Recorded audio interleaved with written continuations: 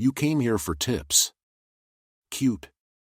Machiavelli didn't give advice. He gave instructions for domination. If you came here to feel empowered, you're in the wrong place. This isn't about morning routines or mindset hacks. This is about war. Quiet, subtle, invisible war, the kind that happens in someone's mind before the meeting starts, before the conversation begins, before the smile fades. In this video, you'll learn how real power operates, not through aggression, but through erosion. You'll see how to turn compliments into insecurity, how to manipulate group dynamics without ever raising your voice, how to make someone feel like a guest in their own identity. This isn't motivation. It's strategy. And if you understand it, you won't need to look powerful anymore. You'll simply look like the reason other people shrink. Before anyone dares to challenge you, whether it's in business, status, influence, or attraction, you must become more than a person. You must become a myth. A controlled illusion so vivid, they don't compare themselves to your reality. They compare themselves to the version of you they invented. And to maintain that illusion, you stay composed when others scramble. You speak rarely, but with absolute clarity. You move like someone who's accustomed to control, not seeking it, not reaching for it, used to it. You don't need proof of your past victories. You need presence. Because posture, not performance, shapes perception. People assume you've already won elsewhere, and that assumption kills confidence before a single word is exchanged. This is Machiavelli at his most elegant: destroy them gently. You don't need to call them weak. You don't argue, correct, or insult. You imply. Say things like, "You remind me of someone I beat once." Or even, "Don't worry. Everyone improves with time." You're not attacking. You're smirking with a knife behind your teeth. They won't object. But they'll feel it. And they'll start to doubt. Every opponent carries something they don't want seen. A soft spot. A past failure. A paper-thin confidence masked as certainty. When you spot it, don't strike directly. Use implication, not accusation. Let's say they're insecure about their lack of experience. Say, "You've got guts. Most people wait until they're ready." Or even, "That's a bold approach. Some might call it overconfident. I like it." Now they're no longer focused on winning. They're focused on disproving whatever you just hinted at. You've shifted the spotlight to the one thing they hoped would stay in the shadows. And when they start performing to disprove your suggestion, they lose flow. They lose rhythm. They lose edge. You didn't attack their ideas. You destabilized their identity. That's how you win before anything starts. If this felt personal, it probably is. Leave a like. Comment if something cracked. And subscribe if you'd rather be the one doing the damage next time. Power isn't always a direct clash. Often, it's a game of optics. And before someone competes with you, they're already being watched by colleagues, friends, judges, bystanders. Your first job is to win the room. Because once they walk into a space where the crowd already sees you as the dominant figure, they shrink before the fight even begins. They act like challengers. And challengers, by nature, chase. To weaponize this Machiavellian style, don't brag. Don't posture. Just demonstrate subtle superiority. Use charm that bites. Confidence that's relaxed. Authority that doesn't ask for approval. And when you mention your opponent, if you mention them, do it like you're humoring them. Say, "They've got fire." Or, "I remember being in that spot once." Or, "Let's see how they handle the heat." It's not mockery. It's infantilization. And the audience picks up on it, even subconsciously. Now your rival doesn't just feel challenged. They feel surrounded. There's no need to announce power. Let them see it. Let them witness how others react to you, how you move through the space with comfort and gravity. Let them overhear your name in admiration, see others defer to your opinion, watch how you accomplish small things effortlessly. Machiavelli called this passive intimidation. You don't force it. You create the environment and let them walk into it. And the human brain does the rest. Because when we see someone admired, respected, or followed without effort, we shrink. We compare. We assume. If that's their baseline, how do I measure up? This method is devastating when paired with silence. Let them observe your calm. Let them notice how you don't explain, don't justify, don't try. That silence reframes you as someone above the need for performance. And what feels normal to you starts to look impossible to them. And here's the most brutal truth: even if they've trained, even if they're ready, even if they've got the credentials, you don't need to crush them. You just need to interrupt them. One pause. One doubt. One whispered insecurity is enough. Ask a question before the showdown. You sure you're ready for this? Or, have you done this before? Say it lightly. Curiously. With a half smile. Not as a threat, but as an innocent observation. But curiosity erodes certainty. And once a person loses certainty, the spiral begins. This seems like nothing. But in high-pressure moments, in debates, in negotiations, in power games, most people crack subtly. They blink. They rush. They justify. Machiavelli never would. Because he understood, the eyes are where control begins. Hold contact a moment longer than is comfortable. Stay still. Don't look down. Don't blink nervously. Don't move like you need permission to be there. If they break eye contact first, they've already told the room who holds the frame. The most devastating battle is the one no one sees. By the time your opponent officially shows up, they're no longer facing just you, they're facing the doubts you seeded, the crowd you conditioned, the image you engineered, and the silence you sharpened into a weapon. That's why Machiavelli didn't wait for conflict. He made sure it was over before anyone realized they were in a fight. This is psychological warfare at its highest level: no struggle, no drama, no resistance. And it starts with one principle: don't attack their behavior. Attack their confidence. Because once that collapses, everything else follows. Confidence isn't a personality trait. It's a fragile, handcrafted illusion built from memory, perception, and tiny accumulated wins. If you understand how it's built, you know how to dismantle it. Machiavelli understood this with precision. He knew no man enters a confrontation alone, he brings his self-belief with him. And once that belief cracks, even the strongest turn cautious. Timid. Defensive. Hesitation becomes their new default. And hesitation, Machiavelli knew, is the parent of defeat. This is where we go deeper, not into combat, but into corrosion. Not into confrontation, but quiet collapse. Because in Machiavellian strategy, the real victory is watching someone walk in already unsure of themselves. Everyone has a performance mode, a version of themselves that flows when they feel unseen. They speak clearer, move sharper, carry presence. But once you put a spotlight on them, you break that rhythm. You activate self-consciousness. And that's when the unraveling begins. You don't need to insult. You just gently draw attention. Say things like, "You've got a unique way of speaking, it's interesting."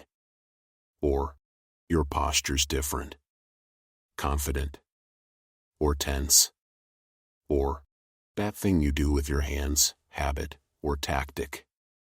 These aren't jabs. They're surgical. They force your opponent to overthink something they usually do without thinking. And now, when they walk in, they're not focused. They're internally scrambling. They're trying not to mess up. That's the beginning of collapse.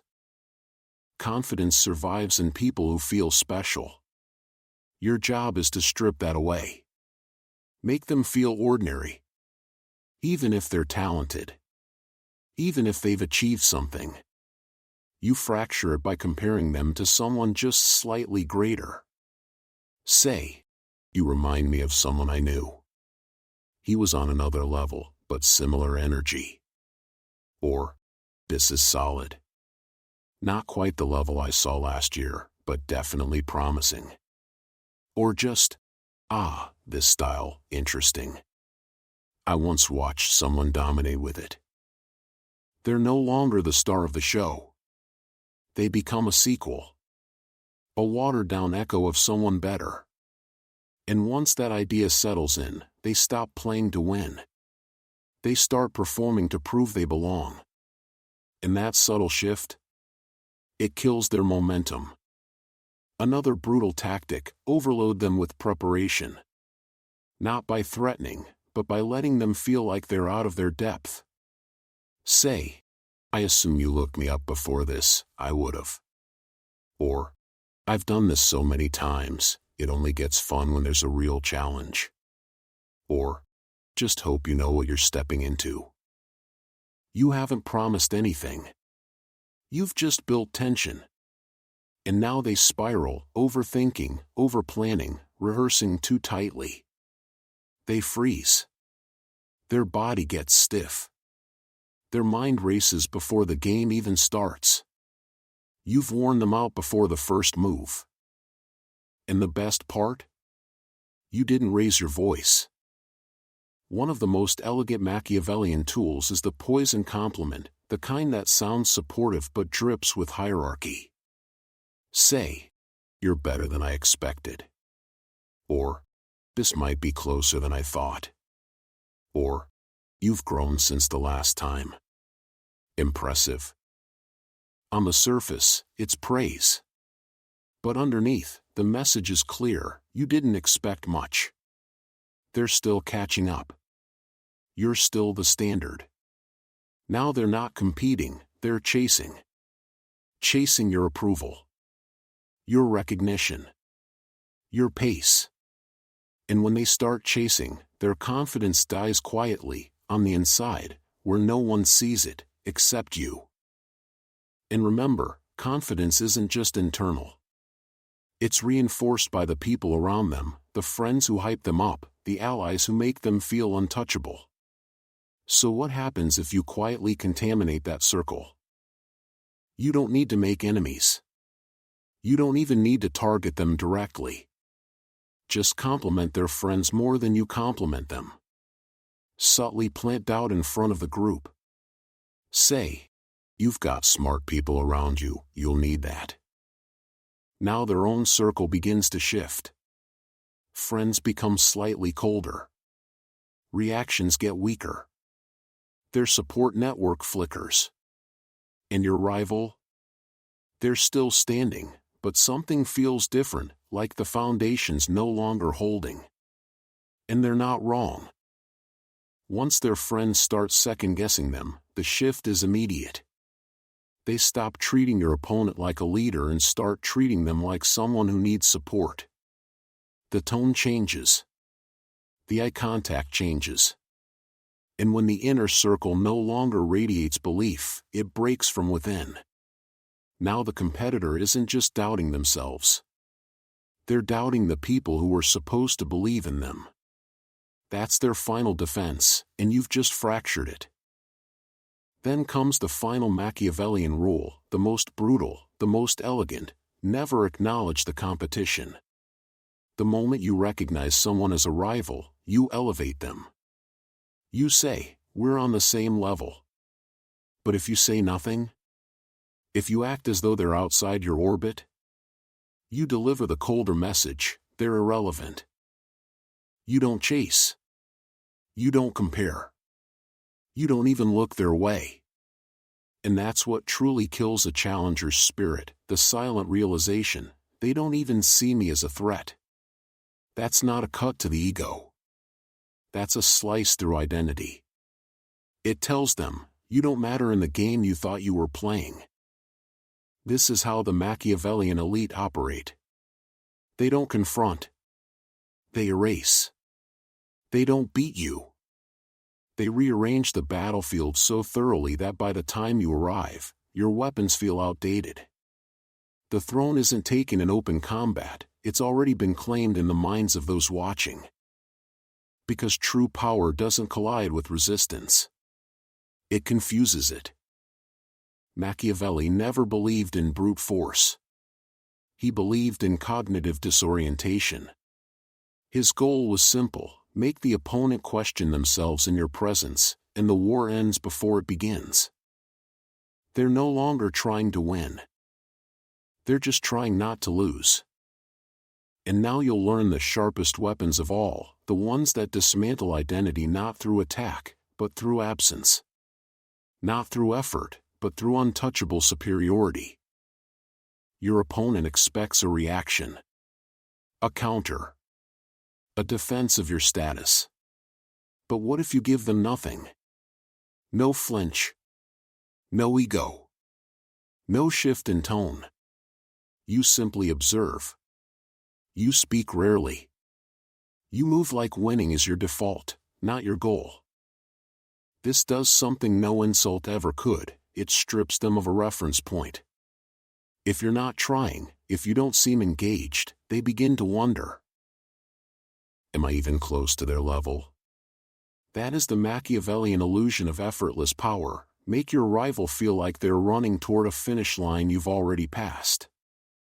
Because there's no greater threat to someone's confidence than realizing, I'm the only one struggling here. Most people move in predictable lanes. They speak how they're expected to speak. Dress how others dress. Perform how others perform. But you break the frame. You shift tones mid-conversation. You speak softly, then cut sharply. You mix warmth with icy precision. And that inconsistency? It destroys their internal script. They can't categorize you. They can't prepare for you. And what you can't define, you can't compete against. Machiavelli understood: if your enemy can't describe who you are, they can't position themselves properly either. So become unpredictable. In a meeting, sit back in silence, then strike with a single sentence that changes the room. In public, be composed, then drop a line that lands like a weapon. When they try to label you, shift. When they try to catch up, evolve. Make them train for a version of you that doesn't exist anymore. Because their confidence depends on clarity, on something to aim at. Remove that clarity, and the confidence dies with it. No one wins alone. Every competitor has a support system: applause, affirmation, allies. Machiavelli saw the flaw in that, because when a person relies on external reinforcement, they can be broken from the outside in. The goal isn't to cut them off. It's to make them feel isolated while surrounded. You do this by owning the room before they open their mouth. Steal the attention. Guide the conversation. Acknowledge everyone, except them. Speak about them, not to them. Shift the spotlight away at key moments. Over time, others will follow your lead. People imitate status. And when they see you treat the competitor as background noise, they unconsciously adjust. Now your rival steps into the arena alone, no echoes behind them, no energy under their feet. No one amplifying their presence. And confidence without reinforcement? It rots. A truly confident person feeds off rhythm, a clever phrase, a laugh, a nod, a spark. Each moment fuels the next. It's a chain reaction of belief. Your job is to break the chain. When they say something smart, nod, but don't respond. When they make a joke, kill it with something colder, heavier. When they think they've landed a blow, change the subject. Casually. Indifferently. You're not insulting them. You're interrupting the story they're telling themselves. And the message lands deep, even at your best, you barely registered. That's when they stop stacking momentum. And a competitor without momentum doesn't just slow down. They freeze. Then falter. Then disappear. Most people walk into battle with a story in their head. I'm the underdog. I'm the expert. I'm the disruptor. I'm the one with fresh energy. That story is their fuel. Machiavelli's most brutal tactic wasn't direct confrontation, it was group manipulation through subtle social cues. When someone says something foolish, you don't need to correct them. You don't need to laugh. You just hold eye contact, stay completely still, maybe glance around the room with the faintest shift of expression. One raised eyebrow and the room turns. People start fidgeting. Awkward chuckles. Shifting eyes. Distance. Now your opponent isn't just battling you. They're battling the echo of their own embarrassment. And you? You didn't say a word. That's surgical. That's elegance. You let the silence do the damage. Because when someone feels socially exposed, even for a second, that feeling spreads like a virus through their confidence. Every power play reaches a breaking point, a moment where the pressure spikes, the room tightens, and something unexpected happens. Most people, regardless of how sharp or prepared, crack. They speak faster. Louder. They explain. They justify. But if you stay still, collected, silent, you unravel their self-image. Because in their mind, a question forms: why isn't he reacting? Am I the only one feeling this? Maybe I'm already behind. Even if you don't hold the advantage, behave like you do. Because the crowd sees it. And more painfully, so does your opponent. Machiavelli's philosophy of power hinges on one truth: it's better to control belief than behavior. Because once you control how someone sees themselves, their actions will collapse to match. Confidence may look like armor. But it's not steel. It's glass, coated in gold.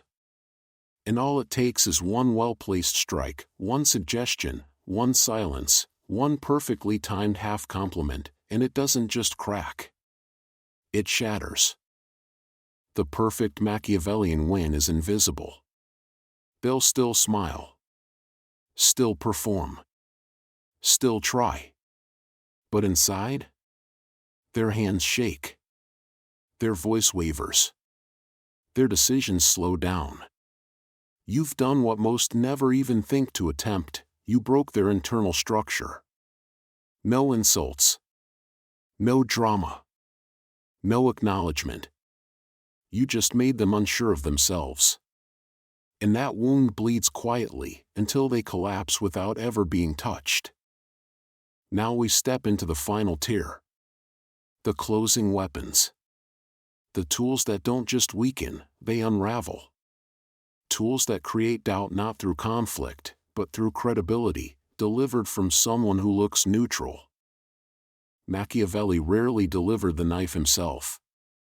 He outsourced the cut. A whisper from across the room. A planted comment through a third party. A casual murmur like, "I heard someone said he's over-preparing. Any truth to that?" Now the target looks around, wondering who said it. It could have been anyone. Everyone. And that's the kill shot. Social paranoia. Because when someone can't trace the threat, they assume it's everywhere. Before your opponent even steps into the spotlight, define the narrative. Don't let them shape their story. Write it for them. And make sure it bites. Say, "He's got enthusiasm. Let's see if that translates into substance." These aren't insults. These are weapons disguised as compliments. Praise with the edge of a dagger. And now the audience isn't neutral. They're expectant. Waiting. Measuring. Worse, your opponent now has to escape your story. They're not chasing excellence, they're chasing correction. And correction is not strength. It's reaction. And reaction is always weak. They might leave the room smiling, thinking they held their ground. But if you've done it properly, they'll carry a quiet fracture, one they can't name, but can't ignore. Their voice will stay loud, but their certainty won't. Because you didn't attack their performance. You made them question the foundation beneath it. That's the essence of real dominance. Not a public blow. A private disintegration. Not through force. Through framing, timing, and the refusal to acknowledge them as a threat. This isn't charisma. It isn't charm. It's design. And if you're done reacting and ready to start shaping perception like a weapon, the next phase is waiting. Watch the full playlist, Machiavelli on Power as Design, where power stops being a pose and becomes a blueprint.